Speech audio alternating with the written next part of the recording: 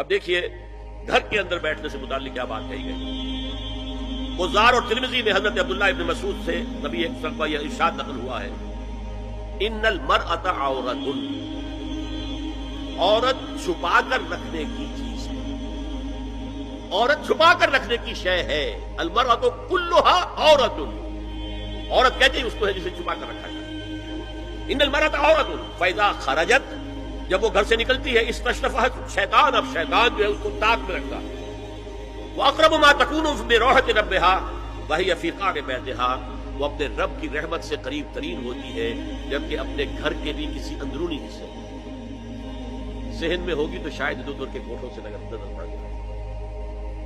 اسی لیے فرمایا مردوں کے لیے مسجد میں نماز افضل 28 گنا، اور عورت کے لیے گھر کی نماز مسجد سے افضل، گھر کے صحن کی مسجد سے افضل، دالان کی صحن سے افضل، کمرے میں اس سے افضل، اور کمرے کی کوئی بغلی کوٹڑی ہے تو اس میں سب سے افضل.